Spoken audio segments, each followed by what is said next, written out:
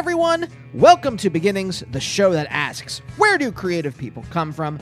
My name is Andy. I'm the host of the show and a writer and performer based in Los Angeles, California. I just took an Advil PM, so let me race through this intro before it starts to kick in. I was talking to some friends earlier today who had done many different kinds of drugs, including cocaine and things like that. And I was marveling at the fact that probably the most powerful drug I've ever taken is an Advil PM. So, hey, if you are new to the show, that's just a small introduction to who the host is. Very excited for this episode. I've wanted to have Ron Moore on the show for forever, probably since close to starting the show. I am a huge fan of Battlestar Galactica. Basically everything that he writes or show runs, I think, is wonderful. And, well, first, if you don't know who Ron Moore is, why don't I read you his bio right now. Originally from Chowchilla, California, writer and showrunner Ron D. Moore broke into TV writing when he passed a spec script he had written to one of Gene Roddenberry's assistants during a tour of the Star Trek The Next Generation set. This eventually led him to being hired on the show, and from there, he wrote on Deep Space Nine, Roswell, Carnival, and many other TV shows, until eventually he had the opportunity to reboot Battlestar Galactica for Sci-Fi. The show was a critical and commercial success, ran for 5 seasons, though technically 4, that was split into 2 parts, and garnered a number of Emmy nominations. Since then, Ron created the spin-off Caprica, adapted the Outlander novels, and most recently, he co-created and show-ran the wonderful Apple TV show For All Mankind, which just started its 2nd season last week. So yeah, I have been a huge fan of Ron since Battlestar Galactica. I cut out the beginning of our talk because it was just me giving him copious compliments, which I didn't want to do because it automatically sets up a weird imbalance between you and the person you're interviewing when you're kind of being real obsequious up front. But I couldn't help it because not just his writing on screen, but the Battlestar Galactica show Bible, I think you can find it online anywhere if you just look it up. To me, that is the gold standard bearer of how to conceive of a show before you have even written a page or filmed a single celluloid square. What's film done on these days? 1 and 0. But it just so clearly outlines what Battlestar Galactica was. It really taught me that you need to have a very clear idea of what you want to do with your creative project going into it. Whether, it's a song or a TV show or a movie or whatever. The more clear that idea is up front, the easier it is to get everyone who's collaborating on it on the same page. And once you do that, then you can take some fun surprises and detours and explore some other avenues. But yeah, Ron was out promoting For All Mankind Season 2, which, as I mentioned just moments earlier, the 10-episode 2nd season debuted globally last Friday. And there's going to be a new episode every week on Friday on Apple TV+. That's right, go to it right now. It's genuinely one of the best things on TV right now. Easily, well, I don't want to say it's easily the best thing on Apple TV. Obviously, I love Mythic Quest, which my dear wife Naomi is in. So let's just say they're 2 of the best things on Apple TV. So go check it out. And by the way, speaking of checking things out, if this is your first time listening to Beginnings, thank you for checking out the show. I have been doing this for 11 years. There are hundreds of episodes with writers and comedians and artists and authors and musicians. Sometimes what I like to do here in the beginning is give you a quote-unquote recommended, if you like, RIYL type thing. If you are here because of Ron Moore, because you like his writing, because you like TV, and you want to know more about the people who make the TV, I have talked to a ton of great showrunners and writers. Damon Lindelof has been on the show. Jim Gavin, who created the wonderful Lodge 49. Jane Espenson, Allison Tatlock, who wrote for Better Call Saul and *Halt and Catch Fire* and many other things, Cord Jefferson from The Good Place, Amy Aniobi from Insecure, Jessica Gao from Rick and Morty, and the new She-Hulk show. So check out those episodes. If you like what you hear, you can subscribe on Apple, Google, Amazon, Spotify, Stitcher, or wherever you get your podcast from. And you can find me on social media at Andy Beckerman, both Instagram and Twitter.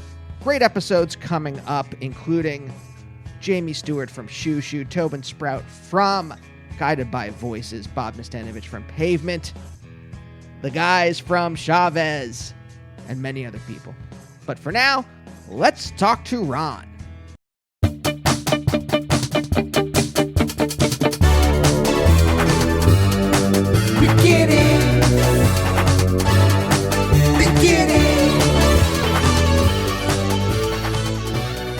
I realize that you've had to, I've been working, I've been writing from home, but I've been in like a Zoom room or two, but I just realized you've had to make a show continuing into the pandemic. Oh, yeah. Like my wife was on my wife's on an Apple TV show, actually. She's on Mythic Quest, and they were filming in this, and it was harrowing. Yeah, it was harrowing. Well, you tell your wife I love Mythic Quest. That's like a really fun show. I will. Yeah, I mean, it was tricky for us. We suspended production. We had shot 8 of the 10 episodes of the second season when the pandemic went down. We shut down, so we had to come back and pick up the last 2. And I think we did that in July. I want to say July, August, and had to go through the whole thing. New protocols and lots long back and forths about what were adequate and what the testing regime was going to be, and lots of Zoom meetings and I've been mostly here in upstate New York. We have a place up here that we've kind of been hunkering down on since the pandemic hit. And I sort of handed off the reins to directly show run the show into its second season to Matt and Ben because I'd signed the new deal at Disney and all that. So they were in LA and did the actual sort of hands-on, as it were, as much as anything could be hands-on now. Work for actually getting us through it. But yeah, I've spent a fair amount of time on writers' rooms, Zooms, and every other kind of Zoom, for the last year. Are you someone that is like this has been somewhat draining for me? I was talking to Lauren before we started recording, and I was saying that every day is a struggle in this. Are you someone who is emotionally set up to deal with these kinds of things? Has it been a struggle for you too? Like, how are you feeling inside? It's a struggle. I've been very fortunate in that we're in a beautiful place and, families all here together, and we are kind of in an isolated situation. So I'm not in the city, and I don't have sort of the tension of being surrounded, by this thing that's ever present. We're a little bit more removed from it, but it has its own challenges, the isolation of it, power failures and, the place we moved to wasn't really ready for full-time habitations. There's been a fair amount of building furniture and hauling around bags of flour and that kind of stuff.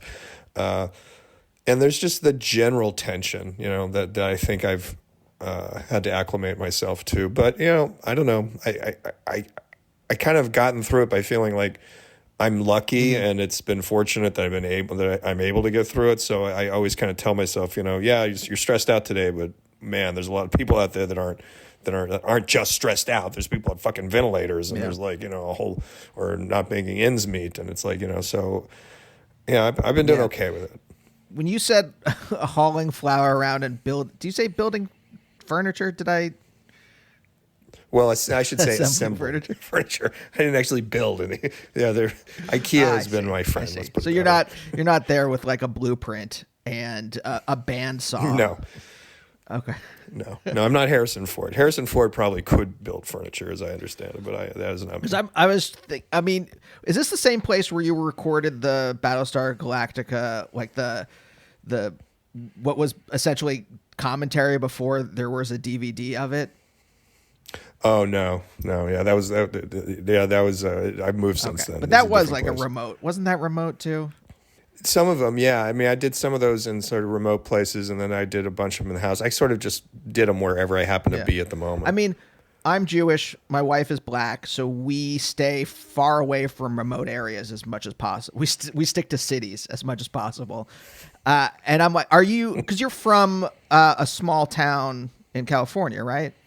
Yeah. Right. Chowchilla, which is almost dead center of the state of California. Up Is by Fresno. that? Are you comfortable with rural areas or areas removed from large urban cities? Are you more comfortable there than you would say like in a city, like in Los Angeles? Yeah, I mean, I have a love-hate relationship with Los Angeles. It's coming from a very small town. I appreciate the access of things in LA, and that I can get anything I want or go do anything I want. But the sheer size of it, and the commute, and the traffic, and I don't think of it as a particularly pretty city. So I much prefer more rural. Get out in the country, see some trees, get away from things a little bit more. I mean, I love being able to get, we're in upstate New York, and before the pandemic, it was really nice to be able to get into Manhattan to have some fun or go to dinner or whatever, and then kind of get away from it. So, but what was Chowchilla like when you were growing up? So this is the 70s, really. You're a teenager, right? Yeah. I grew up in the 70s in Chowchilla, and it was like a 4,500 person town. It was agriculture. Both grandparents on both sides were dairy farmers at one point or another. My dad grew up on a farm, and then he went to join the Marines. And when he got out of the Marines, he moved back to Chowchilla because he was injured in his Marine Corps career, so he had to stop. And became a high school football coach, and then eventually was a high school superintendent. And I grew up in that little town, which is the same town that he grew up in. And it was a somewhat Mayberry-esque life. It was kind of removed from the rest of the world, and it was a very safe place. People left their doors unlocked, and and I would leave in that. If school wasn't in session, me and my buddies would get on our bikes and we'd be gone all day, until late that night, and just show back up for dinner. It was a very idyllic childhood in a lot of ways, and you were surrounded by the country and by all the farms and all that, and you were just out in this little isolated place. And but television was my window onto the world. I had a TV in my room that my parents gave me at one point, and it was like the greatest thing in the world. And I love television, and I love books, and so between television and books and my imagination, I just lived this, sort of existence that was in a very safe place. But I had an imagination and access to all these other worlds and all these other realities at the same time. Do you mind if I ask There's a stereotype: football coach, father, former Marine, and then son who is into science fiction. That seems like it's a sitcom level clash in terms of personalities. Yeah, it was and it wasn't. There were parts of my dad. There were things. My dad passed away a year ago, and I've thought a lot about all these things. I picked up certain things from my father. Certainly, I played sports. He had me play sports. I played baseball. I was a high school quarterback on the football team. But I was also in the marching band, and I was a huge science fiction fan. He didn't get the sci-fi part of it really at all. He was, I literally had the words spoken to me. Star Trek's not going to give you a job someday, which is the kind of thing that doesn't pay off for a very long time, but eventually it pays off. But in the moment, you're sitting there going, yeah, well, I don't know how to respond to that, Dad. Certainly there were parts of him that we didn't see eye to eye on, and had very different sort of methods of being as a person. But I picked up a lot of things from his love of history. His military background made me really interested in the military. His love of books and reading, he's a very quiet man with a very dry sense of humor, which I sort of picked up. So there are sort of a lot of aspects of his life and his personality that definitely influenced mine. And his pushing me into sports and making me play on teams certainly built certain muscles for me about socialization and operating in groups and team dynamics and being leaders of people and doing all that kind of stuff that were very, very valuable. So I sort of was fortunate. I had sort of both those things going on in my childhood. I have a very broad, I would even say anecdotal, with no real empirical evidence, theory about the people who I'm counting as making the best art, and I'm putting you in this category. People who I think are making the most interesting things is that their personalities or who they are, however you want to quantify this, develops along a bunch of different kind of contradictory lines. Like, I think some of the best music is where the lead songwriter, you know, is combining different genres, or where like a bunch of members of the band are coming at things from different, and then the right. You know, as long as there's a tension that holds that together. You know, if it's too much, then they split apart and it's not good. And I think that's interesting a little bit that you develop along these kind of lines where there's a bunch of different kind of cultural vectors kind of combining. Does that make sense? Yeah, no, I think that's true. And, you know, it's again, television brought in a lot of different viewpoints into that world that I probably wouldn't have been exposed to at the same time, too. Certainly my political philosophy, you know, in sort of sense of social mores came a lot from television, because I was watching a lot of the, you know, in the 70s, I grew up watching a lot of syndicated shows from the 60s. So like Star Trek and things that were of that era that were very liberal and very socially looking forward in a lot of different ways. And that made me think in those directions, even though I was in this very rural, very conservative community that really didn't, espouse those particular values very much. And they were at odds with even my own father's values. But I sort of was exposed to those, and they influenced me growing up. And Star Trek in particular had a very strong influence. And what I thought of is, you know, what was idealistic, you know, what was optimistic, what did I want the future to be like, what did I want people to be like, what kind of a person did I want to be. A lot of that came from that one television show, which sounds stupid, but it's just kind of true. And that was different than a lot of the people that I grew up with. I mean, how do you, I ask this a lot of people, regardless of whether it is their gender identity, sexual identity, whether it is their moral identity. When you grow up in a place that has an overwhelming character, like I'm from Pennsylvania, it's very conservative. Even though I grew up in a pretty liberal Jewish family, it took me until college, in fact, even after college, to really understand what I wanted morally out of the world, or what I wanted morally from myself.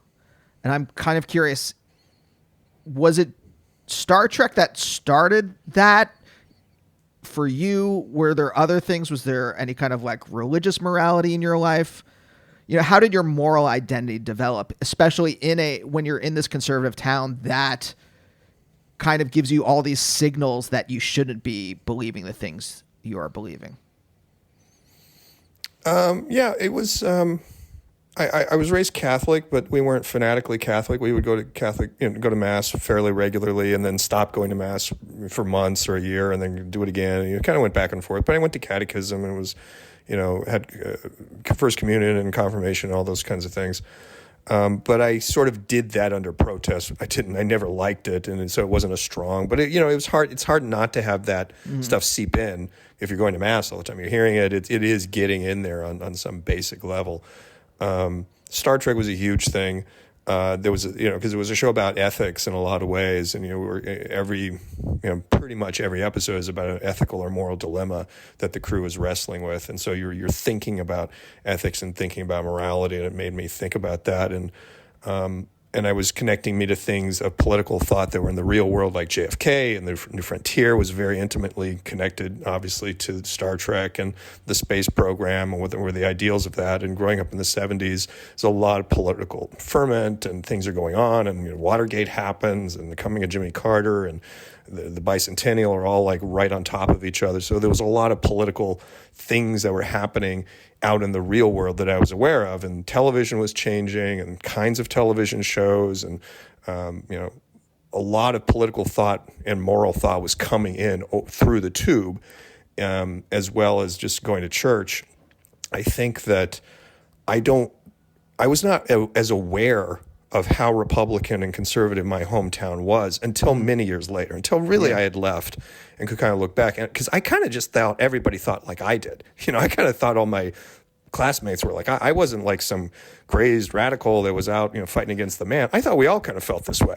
I kind of thought we were all liberal. We were all like, Democrats at heart, and didn't really understand that I was kind of an outlier in that community until much, much later. So I didn't feel at odds with with my upbringing in that sense. No, I feel you. I still do. I keep using the word struggle, but it's a struggle to be present in the world because from an early age, I lived in this kind of like imaginary bubble in my head.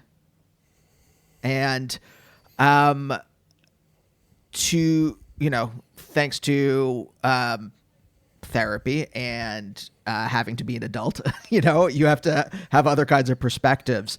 And I for a long time, I did think that we were all on the same page, roughly. I'm like, these things that I want are things everyone wants, right? We should all care for the poor, like just basic kinds of things that you get into the real world and you're like, oh right. No, there are violent sociopaths around that don't want these same kind of things. And it's felt alienating. And I don't know if that realization was alienating for you, but I'm kind of curious, how. No, it was, I think I was surprised as I started to realize that, and I didn't really feel alienated. I'm still kind of connected to that place and to those people, and I just kind of understand them, I think, better than I did at the time. I did, now I don't have the illusion that, everyone thinks like I do, but at the same time, I kind of understand them, and I still kind of see their, I see their hearts and I see their bigger qualities to them in a lot of ways. And I don't know, I still kind of feel like I'm part of that world, even though I'm not. And even though I feel very differently about a lot of issues than, most of the people in that area do. But I'm still from there, and it formed me in a basic way. So I don't really feel alienated from it. I know that I couldn't live there full time.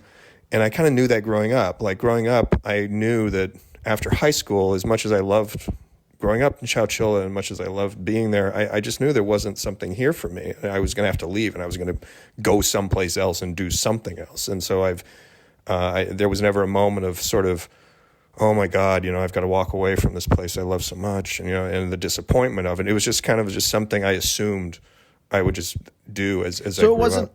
It wasn't like a conscious kind of rebellion. It was more like, I'm just going to leave here because it's just not for me. Yeah. Yeah, there wasn't anything I wanted to do there, and I just wanted to do other things, whether it was, being a pilot or being a lawyer or something else. I didn't want to be a writer at that point because I didn't think that was a real thing that I could do, so it just wasn't on the list of my possibilities. I just sort of thought I'd be out in the world and go do something else. Did you have a specific thing that you wanted to do? Yeah, I mean, growing up, first I wanted to be an astronaut, and then I wanted to be a pilot, mostly to get to be an astronaut. And then as I got into high school, I suddenly started to wear glasses and found out that you needed 20/20 vision to be a pilot at that point in the military, which was really the only route into being an astronaut that I was growing up with. So that was disappointing. I also wasn't a great math student, but I was holding that at bay. Like, I can always learn math. I'll figure that out later. So then I kind of became really interested in being a lawyer. And I wanted to go to, I went to Cornell, and I was studying pre-law in the government department, and that's what I thought I wanted to do. And it wasn't really until I was at Cornell and I was around the law students and saw how hard they worked and how utterly fatigued and exhausted they were in those law libraries. And I realized that on some just basic level, I wanted to be Perry Mason. I wanted to make dramatic speeches. I wanted to pound on tables. I wanted to have them. And that wasn't really being a lawyer for the most part. And I enjoyed the law classes that I did take, but it just slowly started to become less and less interesting for me. And then it was only because, I bombed out of college in my senior year because I just stopped going to class completely. And if you do that long enough, they do ask you to leave. Eventually they say, you're not really in school here anyway. You might as well go do something else. So I lost my scholarship, my Navy scholarship, and was out of school and was literally at loose ends. I had no idea what I was going to do with my life. My parents were very upset, and it was just like a bad scene. And my former roommate, who had graduated the year before, came back for a visit. And we hung out for a weekend, and he was getting ready to fly back to Los Angeles because he was in L.A. working to be a screenwriter. And he and I were in the same literary society at the college, and he knew I liked to write, and we wrote. And he was like, "Why don't you come back to California with me and be a writer tomorrow?" And I just went, "Yeah, what the hell?" And cashed out my bank account and bought a one-way ticket to LA and started over and said, "Okay, I'm going to be a writer." And that's literally how I decided to become a writer, because I just had exhausted my other possibilities and was nowhere in my life. And then it was, well, there is this one thing I do truly love doing that I'd never considered actually making a vocation. And all right, give it a try. Yeah, it's interesting how many people I talk to on the show who come to entertainment, if their parents aren't wealthy, they come to entertainment because that's what they really want to do, and they have no other choice at that point. And so they're like, myself, I come from a pretty solid middle class background, and the idea of taking a risk to do this was just unheard of. I wasn't going to. It wasn't going to happen. And it took me a while. It took me getting kicked out of grad school to finally be like, well, this is what I want to do, so I should try to pursue it. And also it was around 2008, and so everything was falling apart. The economic situation was falling apart. So it was just what's stopping me at this point? Everything's going to collapse anyway at some point in my lifetime. I'm kind of curious because you seem like a pretty even-keeled person. And I'm kind of curious, what that moment, there's the two moments that you talked about. One was when you realized, oh, I'm not going to be a pilot. I'm not going to be an astronaut. And then the second was when you realized you didn't want to be a lawyer. Were those fraught moments? Because it seems like at least the first one was kind of just like a childhood. I don't know about fantasy, but let's just go with that word and you can correct me. A childhood fantasy, and you're like, oh, it'd be nice to be an astronaut. And then you realized, oh, I guess I can't. Because I've talked to some people on the show where they had they were going to be a basketball player. They were going to go to college and hopefully be in the NBA. And then they have an injury in high school, and that's no longer on the table. And they have this deep existential kind of battle that they're dealing with at the age of 16. And was that kind of what you were going through, or is that more like what you went through in college? More like in college. I mean, I did have a moment. There was a moment I can kind of call back. Somehow I had either read the specs that talked about, what your vision had to be for the first time, or it became serious. And I remember being very depressed, and they were getting ready there. It was in the lead up to the launch of Columbia for the first time. The first space shuttle was getting ready to launch, and it depressed me. And I was very wow, no, I'm really not going to do that. And it wasn't in the spirit of, oh, just work harder, just try harder. It's like an injury or something. You just kind of go, oh, wow, that door is closed. That's not going to happen. And it was kind of depressing. But it didn't last it wasn't like a profoundly long time. I just remember that moment of the realization sinking in, and I had to sort of think about something else, doing something else. College was different. I was in just a bad place. I wasn't happy for a variety of reasons, and just was spiraling and just going nowhere, and blew myself out of college in my senior year. It was just a stupid thing to do, and clearly there was something else going on, and I just was deeply unhappy and wanted to do something else with my life. And so I just kind of created my own opportunity to do something else. But was it for me? It was almost I can think through the steps, and it was self-sabotage. I self-sabotaged and got kicked out of grad school because I wanted to be doing comedy. And I just could not admit to myself that that's what I wanted. And if I go back, I remember because I was right before my dissertation, and you had to write 2 papers of publishable quality. And I did the first one fine. And then the second one, I just decided to do what I wanted to do. And it's not what the department wanted me to do. I was just like, well, they'll recognize that it's still good scholarship, even though I'm writing on these weird topics.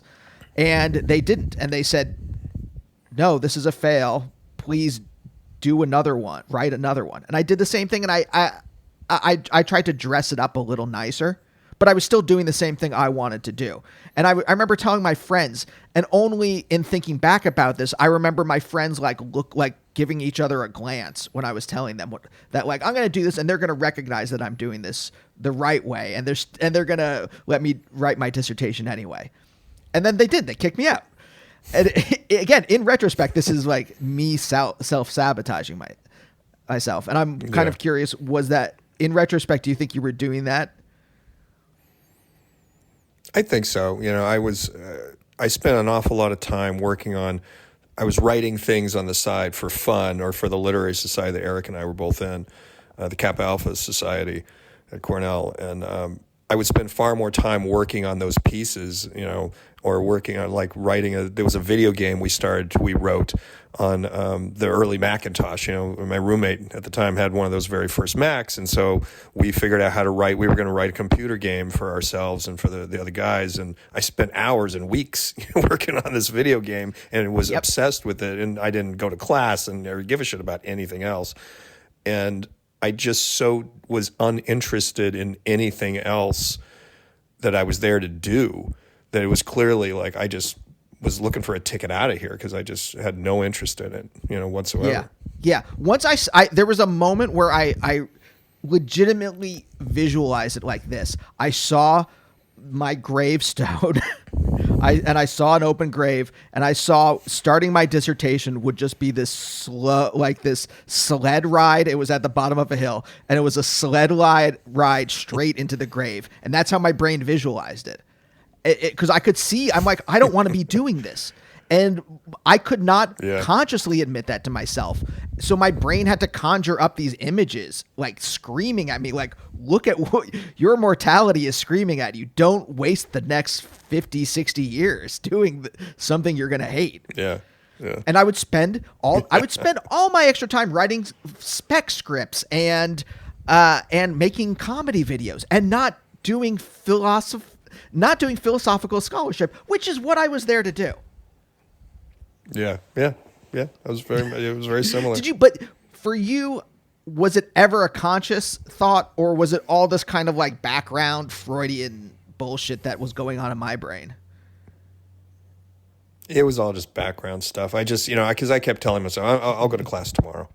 I'll catch up. I'll go back. It's like, oh yeah, I haven't gone, but that's all right. I'm smart. I'll go in. I'll just like take the test. It was a lot of rationalizing why it's still going to be okay. I still got plenty of time. It's okay. Yeah, I'm up tonight, and all right, I'm going to sleep through class tomorrow. But I'll go next week. So it was. I was just always, there was a mythical day that I was going to pull. Okay, and then I'm going to pull it all together, and it'll be fine in the end. I mean, when you start, have you been writing since you were a child?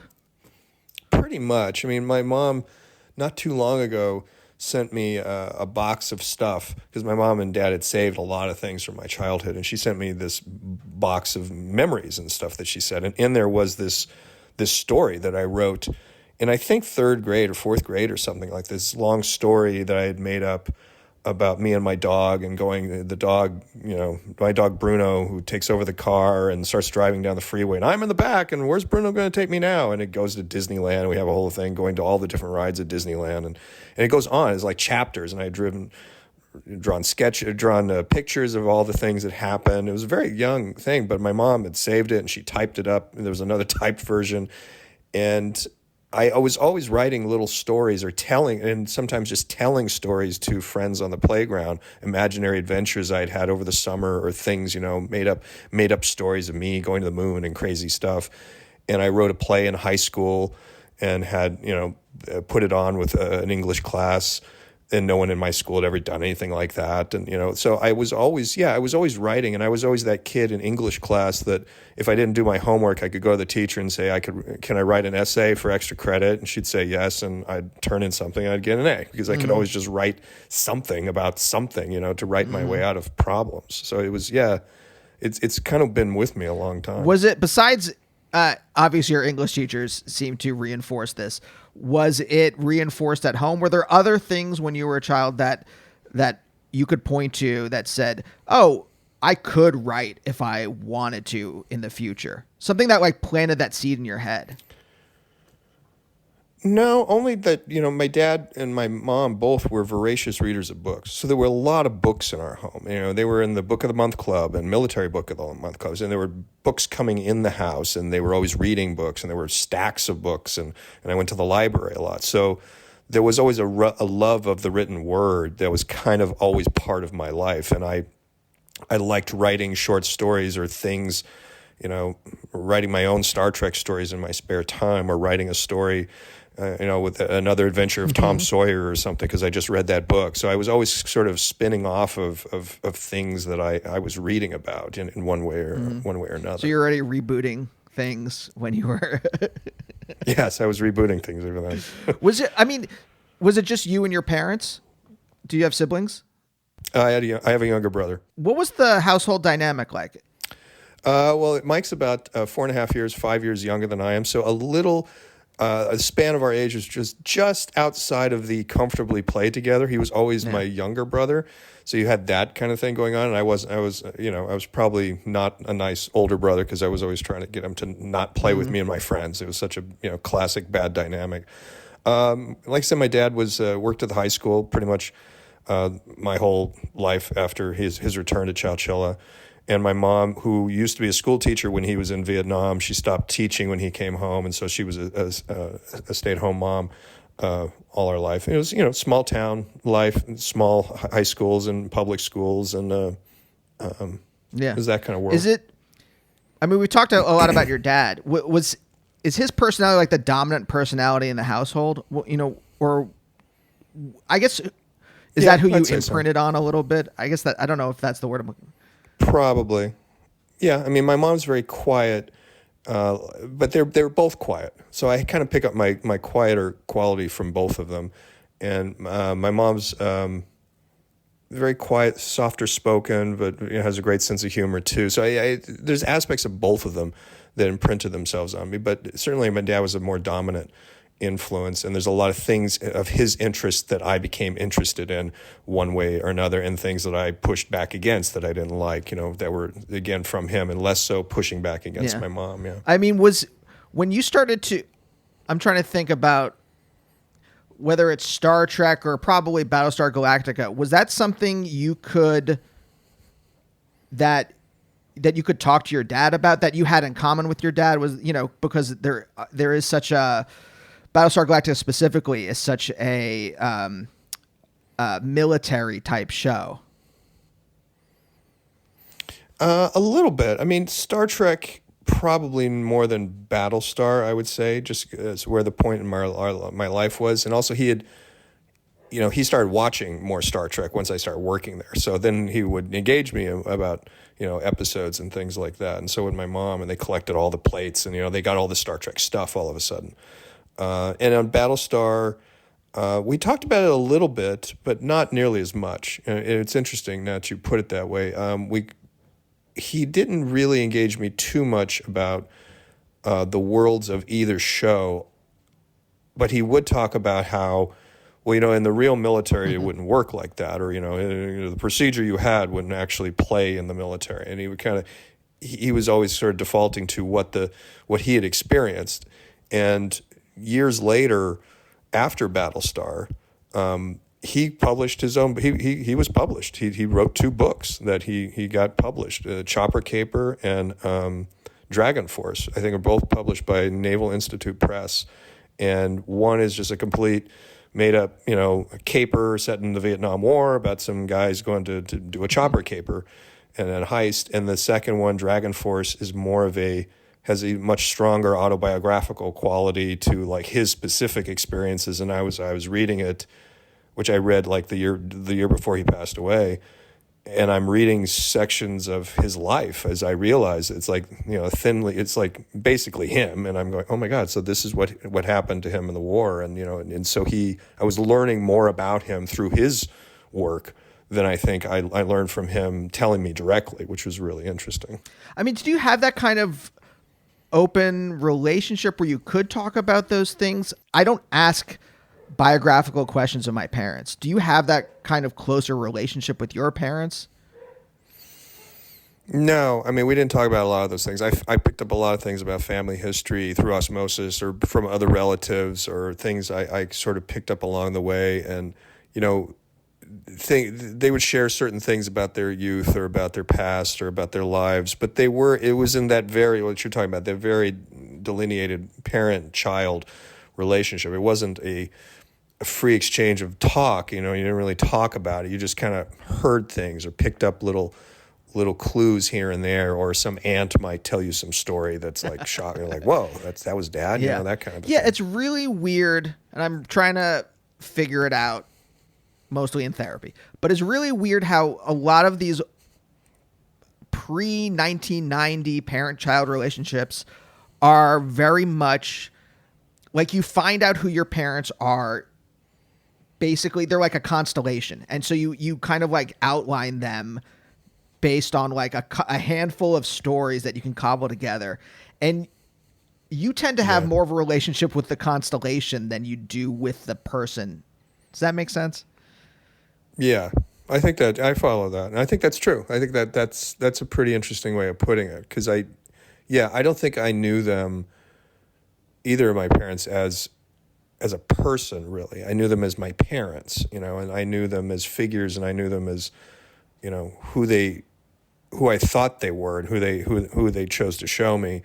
And around the edges of that, I learned a lot of just implication, you know, and suggestion, and, you know, this suggests that about them, or this suggests that about him or her. And, it wasn't a lot of actual dialogue that got you there. Do you find that there is some, I don't know about seed, there's some flavor of that in the way that you approach the entertainment industry? There is some, like, that relationship to me, like I have to really untangle my own relationship with my parents when I'm dealing with things that happen in this business.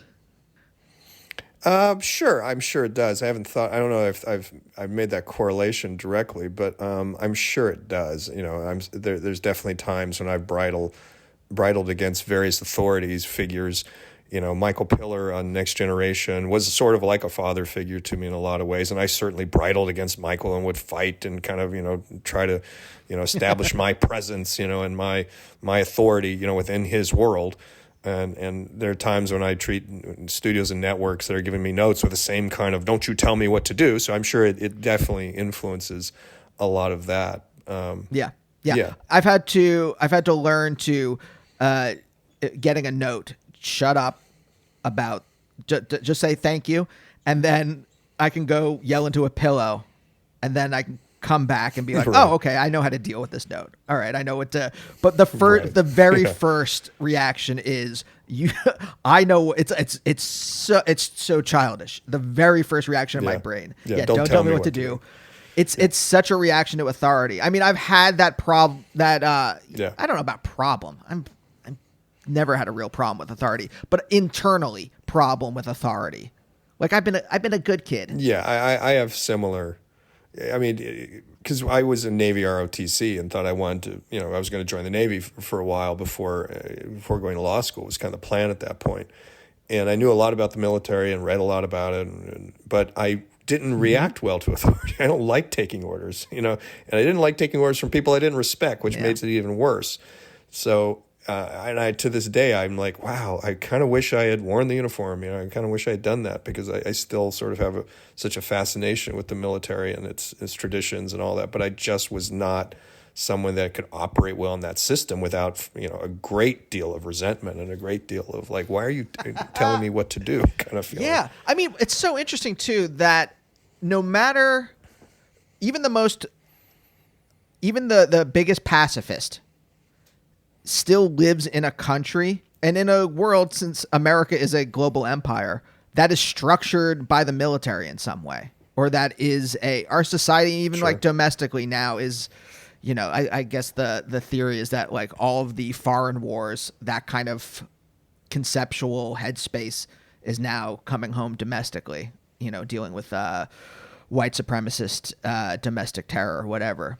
And I think it is interesting that we live in a country where almost everything we do is in some way tinged by the military, but it's hidden in most of our daily lives. Yeah, I think it's fair. I mean, certainly in the post-war world, that's, the military has become much more a part of commonplace American life than it was pre-World War II, say. It is a different, because it became part of our brand and part of our global, our global presence, and the whole conflict with the Soviet Union was put in very patriotic terms, and there was a very strong military component of that, and we've just kind of become used to it in a lot of ways. So yeah, it's hard to even imagine America before that. When you read about America's entry into World War II, in the 30s, and the military was such a small thing. The Army was tiny. The Navy was very small, and it just wasn't as commonplace thing as as we've gotten used to over the last 75 years or so. I mean, both between this overarching kind of conceptual scheme we all live in, and also your father being in the military, how did you escape just having a kind of jingoistic attitude? Because I do think a lot of the things you make are critical of that mentality. I can trace that pretty much, again, back to Star Trek. And that was, Starfleet operated in a certain way. And Kirk and company were defenders of liberty and saw themselves as upholding a set of ideals that wasn't because they were militarists. They wore uniforms and they function in a military type of environment, certainly, but they were guardians of a greater truth and a greater set of ideals. And I took that in and married that to sort of my view of the military. Was in its best case, it's JFK and his PT boat, it's still, and then you can be that man that's sort of, pointing towards the moon and asking the nation to do, heroic things.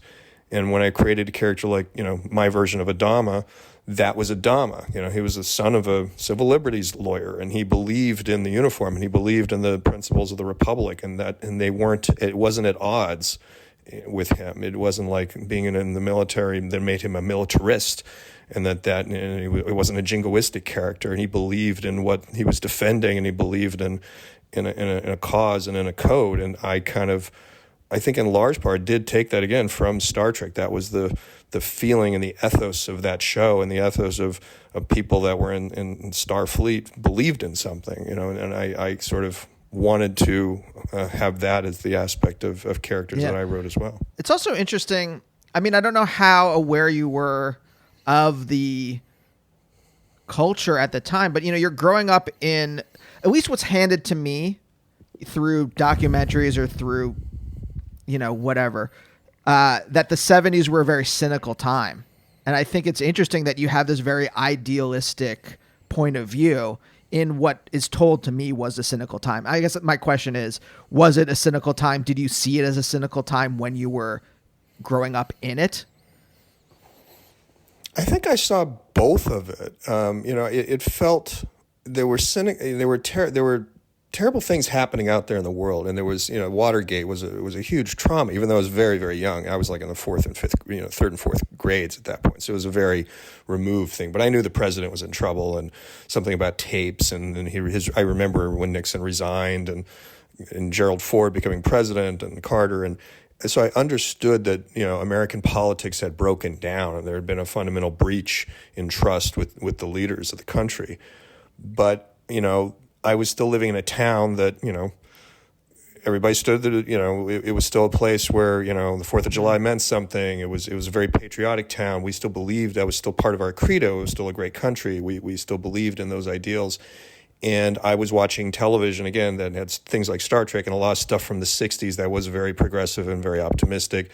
And then television, for the most part, broadcast television, was starting to get more political, but not uniformly so. I was watching All in the Family and Maude and Soap and shows that were dealing with fairly volatile issues in American society. But I'm also watching the Carol Burnett show, and I'm watching, all kinds of stuff. So there was a mix of cynicism and sunny optimism and blissfully, who cares kind of feeling out there in the world.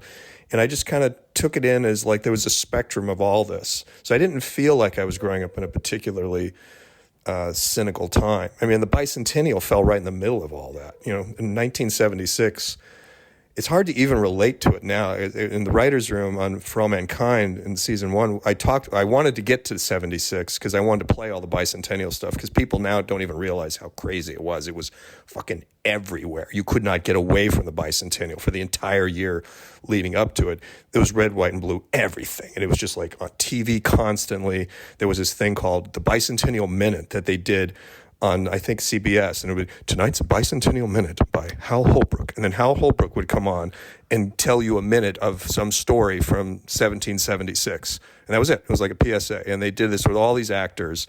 And tonight, and now, a Bicentennial Minute. It was just like every night. And you saw all this programming, and it was stuff. So there was this over-the-top, crazy Super Bowl every day is the bicentennial kind of a feeling of patriotism. At the same time, in the post-Watergate era, when All the President's Men is coming out, and there's all this stuff telling you how terribly misconceived the government has been, and how much, the stories about how the government was lying about the Vietnam War for many years. So it was this sort of confluence of both these waves that were kind of crashing against each other. And to a kid, I just was like, wow, there's a lot of conflict. There's a lot of different points of view on what's right and what's wrong, and are we good or are we crazy? Did that? I mean, this is very reductive, so take it as that. But were you conscious of the fact that there were all these different viewpoints floating around? Because I feel like that is in your work. You were able to write the opposite point of view in a way that is believable. That isn't just straw man. A lot of people will write the bad guy in something as a straw man to just like, look, we just demolished this jerk. But you are good at providing like genuine drama. Like I feel in everything that I know that you've written. Obviously TV is a collaborative medium. So, I mean, So, but there is this kind of that there is this genuine drama, genuine conflict in the things that you write. Yeah. I did pick that up somewhere along the way, that, opposing viewpoints were not, you didn't just vilify them. There was somebody else. And I tried to have empathy for a lot of different people, I think, growing up in the 70s, who I saw vilified one way or the other. And then you'd be on a different network or a different show, and they'd be celebrating that person. And it was interesting, shows like All in the Family presented at center this racist, misogynistic character, and yet you kind of liked him, and you were interested in Archie Bunker, and he was like the guy that made you laugh every week, and there was something about him as a human being that sort of made you have empathy for him, even as you're going, oh my God, that's the most racist thing I've ever heard. Even as a child, you knew what he said was wrong, and yet everyone in the audience is laughing, and you kind of thought it was funny, and you kind of liked him, but you knew that it was wrong, and it was uncomfortable because it was wrong. And it was interesting the ways that television was able to explore different viewpoints and make you sort of have an understanding of people's flaws and see them outside of maybe the black and white issue of whether they're good or whether they're evil. When you left college,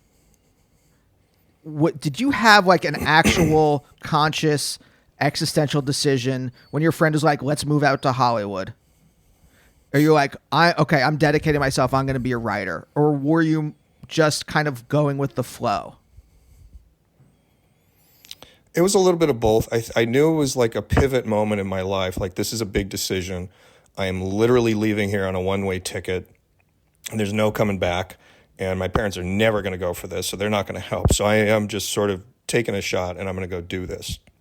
But once I was there, I approached my writing with varying degrees of discipline. I would start and stop scripts. I'd get involved in other things. I'd start working as a messenger.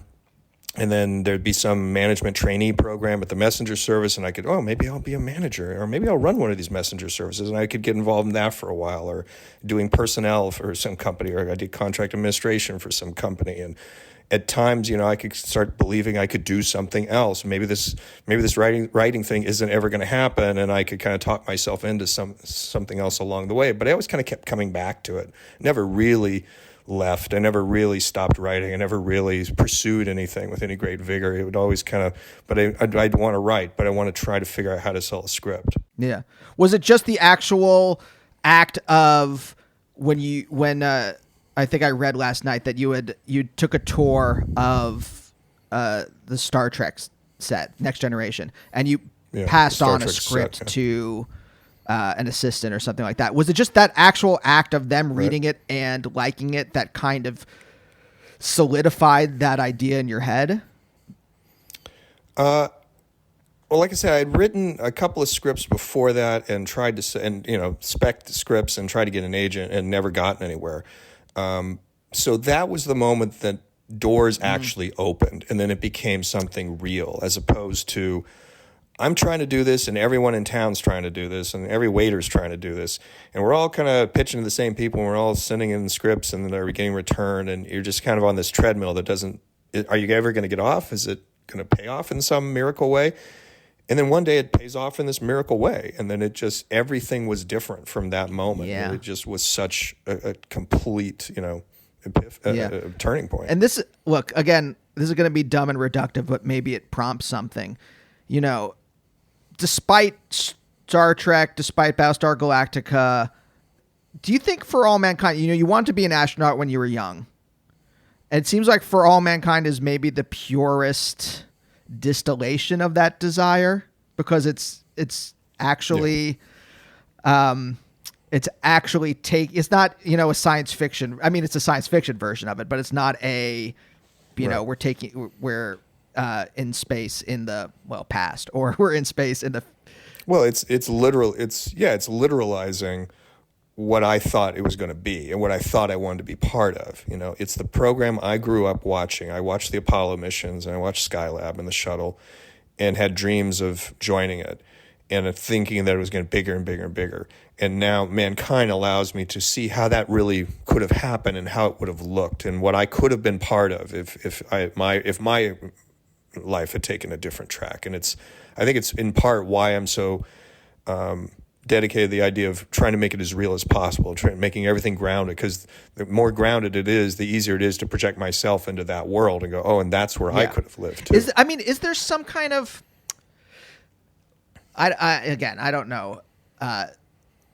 Is there some kind of is it feel more emotionally fulfilling? Is there something more deeper? I don't know about emotional, but existential. Is there something about the show that gets to the center of you more? Does that make sense at all? Well, it touches on pretty, fundamental things for me, because watching the first moon landing was like a key moment in my life. I remember that, and I remember looking up at the moon after that and asking my mom why I couldn't see the astronauts up there. And then my fascination with space and my fascination with astronauts and watching other landings and launchings and recoveries, and then wanting to watch anything with a spacecraft that leads me to Star Trek, that leads, inevitably to where I am now. So yeah, this show touches on a pretty fundamental part of who I am and who I've been, my entire life virtually. So it's very close to me, spiritually in a lot of ways. Yeah. There's just a lot of things I think about with these kind of I don't know. I keep saying existential, when you settle as a person, when you start doing the thing that you really, that either you've been lying about or that you haven't realized is sitting inside of you. I keep pointing to my chest as if that's where it sits, but just mentally, right. Whatever the center of you, capital Y, capital O, capital U is, right. There seems to be this kind of settling as a person. And I'm curious if that happened when you became a professional writer. Maybe it hasn't happened yet. I don't know. I'm just curious. Was there a moment where you became capital Y, capital O, capital U? I think so. I think it was when I walked into the Hart Building on that first day as a staff writer. I wrote the 2 scripts as a freelancer, and I was, still sort of on the outside looking in to an extent. And I'd made my break when I was hoping to capitalize on it. But it was when I showed up and I walked into the Hart Building and sat at my desk, and I had such a profound sense of home, and I belong here, and I'm going to stay. And it was like, I am not leaving. It's like, I was like, wow, I am here. And it's everything I've always wanted. And it's Star Trek, of all things. And it was all just right. And I think there is kind of my life before that moment and my life after that moment, for sure. Ron, thank you for joining me today. Oh, I absolutely. really appreciate it. Well, thank you. Thank you for having me. Yeah. This was fun. Look, one more compliment. I don't know if you're a person that can. I also don't. Not only do I have a problem giving compliments, I don't know what to do with compliments when someone gives them to me. Oh, I don't mind compliments. But literally, like everything you do, it really speaks to me, and that's not hyperbole. So, well, I appreciate that. I'm glad that that makes me feel very good, and I like hearing that from people because it's gratifying. You write in isolation to a large extent, and you make the show in isolation to a certain extent. Even though there's a couple hundred people involved, we still just kind of do this thing, and then you come home and have dinner, and you kind of forget that there's an audience out there somewhere in the great beyond that actually watches it, and to hear them react and that it touches their lives is very meaningful. And it's like, oh yeah, wow, other people watch this show. Yeah. That's like, it's maddening. Cool. The only, like, especially coming from comedy, like being on stage and getting a direct reaction is wonderful. And then now exactly. I sit here and I write a script, and then a year later something happens with it. Yeah. That's why it's always fun to go to the premiere. Because you can sit in an audience of people watching the show. You're like, oh my God, there's an audience here that I can actually be here with. So, again, thanks for joining me. And we'll see you next time. Bye. Bye, oh bye, oh bye, oh bye, oh bye.